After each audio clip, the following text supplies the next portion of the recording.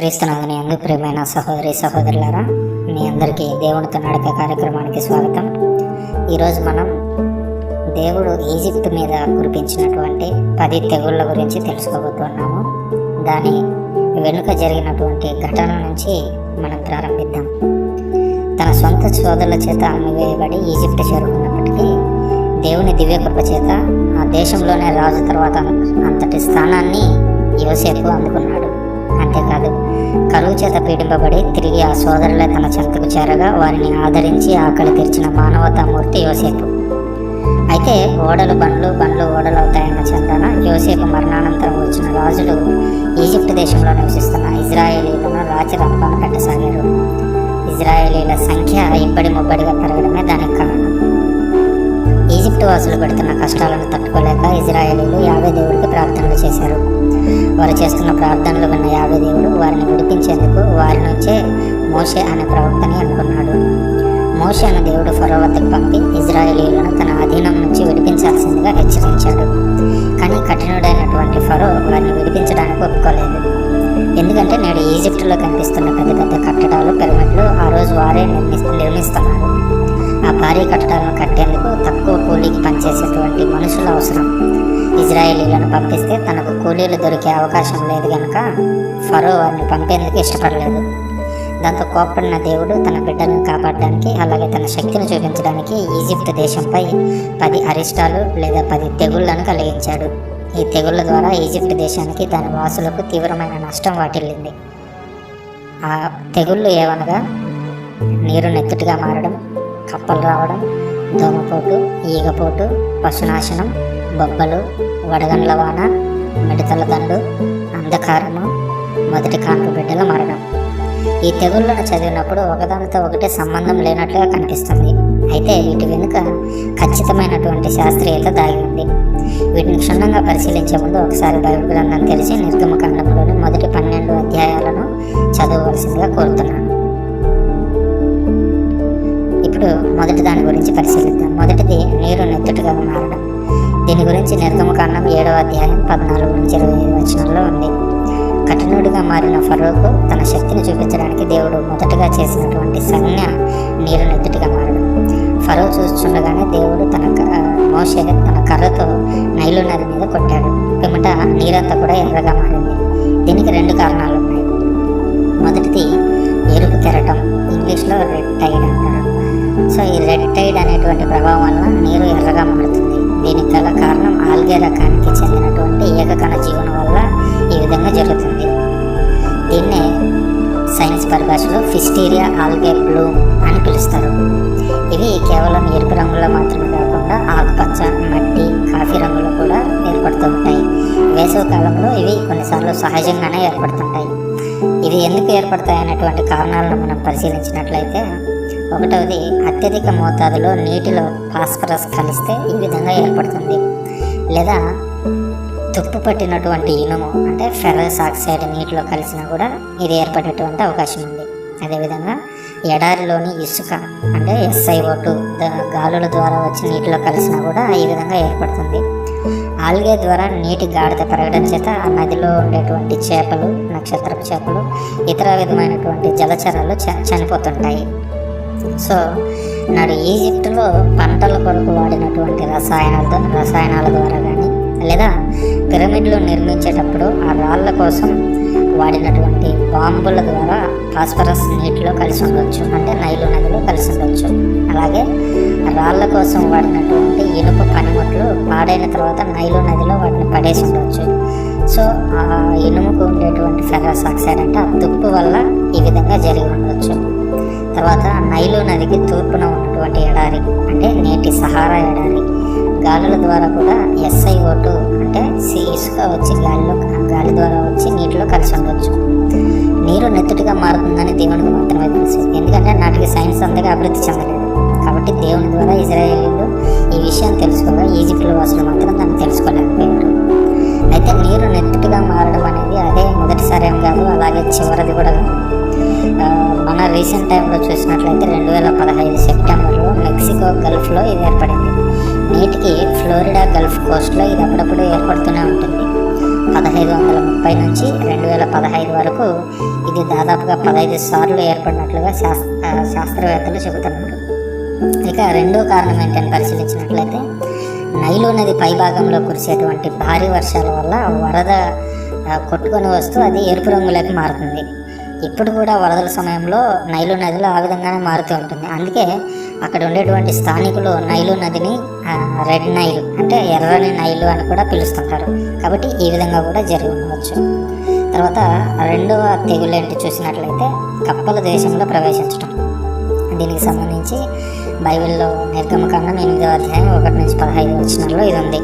So Nile నదిలో దాని పరివాహక ప్రాంతాల్లో నివసించేటువంటి కప్పలు అక్కడ నీటిలో ఉండేటువంటి ఆల్గే స్థాయి పెరగడం లేదా వరద స్థాయి పెరగడం వల్ల నదిలో ఉండేటువంటి చిన్న చిన్న చేపలు ఆహార జీవులన్నీ చనిపోతాయి. సో అప్పుడు లోపల ఉండేటువంటి కప్పలన్నీ కూడా బయటకు వస్తాయి. ఎందుకంటే కప్పలు అనేవి ఉభయచరాలు, అంటే భూమి మీద నివసించగలవు, అలాగే నీటిలో కూడా జీవించగలవు. కానీ చేపలు ఆ విధంగా జీవించలేవు. అందువల్ల అవన్నీ చనిపోవడం వల్ల వాటికి ఆహారం లేక కావచ్చు, అదేవిధంగా అందులో ఉండేటువంటి గాఢతను తట్టుకోలేక ఆ కప్పలన్నీ కూడా బయటకు వచ్చినట్లుగా మనం చూస్తున్నాం. ఈజిప్ట్ వాసులు వాటన్నిటిని చంపి ఆ కప్పలను కుప్పలుగా పోగు చేసినట్లుగా బైబిల్ చెబుతుంది. ఆ తర్వాత మూడవది 4వది చూసినట్లయితే దోమపోటు, ఈగపోటు. అంటే దోమలు, ఈగలు ఒకేసారి ఎక్కువ స్థాయిలో వచ్చి వాళ్ళ మీద దాడి చేసినట్లుగా చూస్తున్నాం. ఇది నిర్గమకాండం 8వ అధ్యాయం 16 నుంచి 32 వచనంలో ఉంది. ఈ పంటలన్నీ ఆల్గే నీటిలో మునుగుతూ ఉండడం చేత, అదేవిధంగా ఆ నీరంతా మురికిగా మారి వరద నీటిలాగా మారి ఈజిప్ట్ వాసుల కాలువల్లో ప్రవేశించడం వలన దోమలు తమ ప్రతాపాన్ని చూపించగలిగాయి. అలాగే కుప్పలుగా పోగు చేసినటువంటి కప్పలు కుళ్ళిపోవడం చేత వాటి మీద వాలడానికి ఈగలు వచ్చినట్లుగా మనం అర్థం చేసుకోవచ్చు. ఆ తర్వాత 5వది మనం చూసినట్లయితే పశునాశనం. పశువులన్నీ కూడా చనిపోయాయి. నిర్గమకాండం 9వ అధ్యాయం 1 నుంచి 7 వచనాల్లో దీనికి సంబంధించినటువంటి ప్రస్తావన ఉంది. ఆల్గే నీరు ఆ ప్రాంతాల్లో అంటే పంట ప్రాంతాల్లో ప్రవేశించడం వల్ల ఒకవైపు పంటలు నాశనం అవుతున్నాయి, అదేవిధంగా ఆ నీటిలో ఉన్నటువంటి గడ్డి కూడా పాడవుతుంది. సో ఆ గడ్డిని తిన్నటువంటి పశువులన్నీ కూడా మరణించాయి. అయితే ఈ విషయం ముందుగానే తెలిసినటువంటి ఇజ్రాయేలీలు తమ పశువుల కొరకు గడ్డిని ముందుగానే సిద్ధం చేసి దాచిపెట్టుకున్నారు. సో వాళ్ళు దీని నుంచి బయటపడగలిగారు. ఆ తర్వాత 6వ తెగులను మనం చూసినట్లయితే బొబ్బలు. ఇది నిర్గమకాండం 9వ అధ్యాయం 8 నుంచి 12 వచనంలో ఉంది.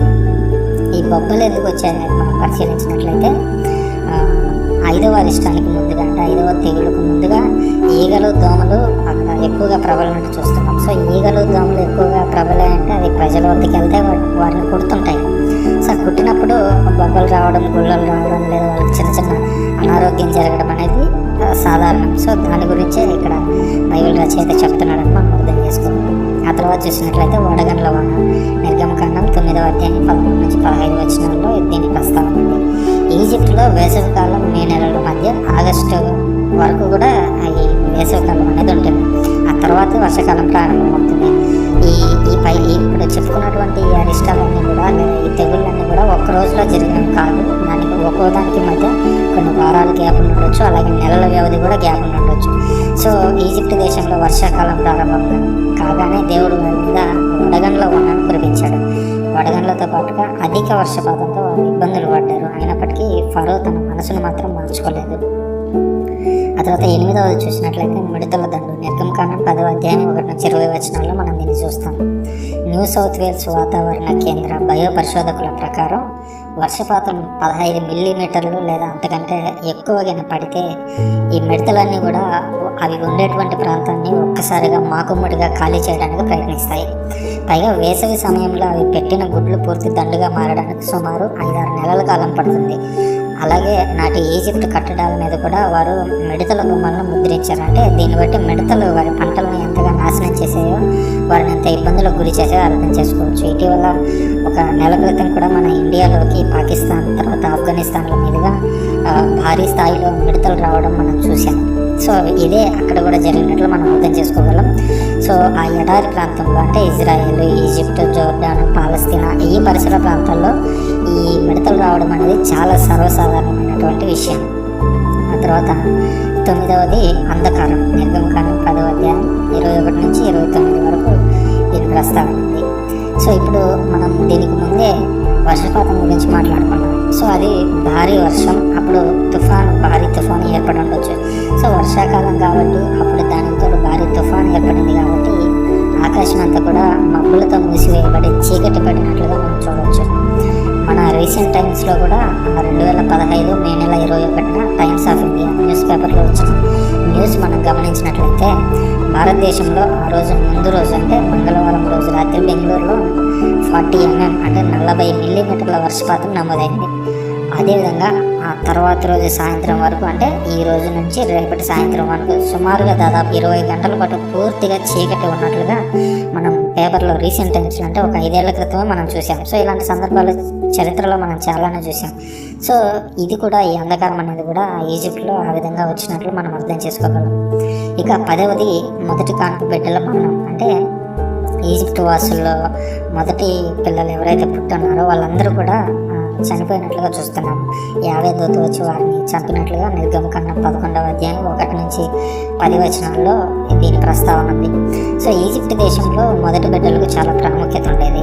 తమ వారసులుగా మొదటి బిడ్డలను మాత్రమే ఎన్నుకుంటారు. ఆహారం విషయంలో సైతం 2/3 ఆహారాన్ని మొదటి బిడ్డలకే అందించేవారు. వారు తిన్న తర్వాత మాత్రమే మిగతా బిడ్డలకు పంచేవారు.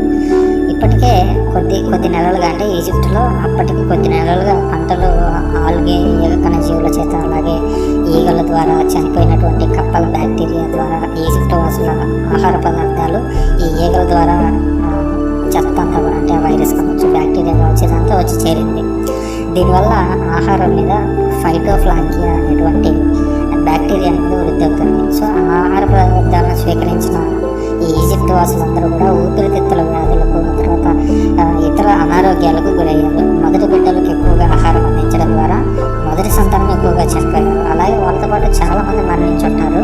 కానీ ప్రత్యేకంగా మొదటి కాన్పు బిడ్డల గురించి మాత్రం బైబిల్ గురించి చెప్పడానికి కారణం ఏంటంటే ఈజిప్ట్ దేశ భవిష్యత్తు నాయకులు సాధారణంగా యువకుల నుంచి వస్తారు. సో అప్పుడు ఆ యువతే నాశనమైంది.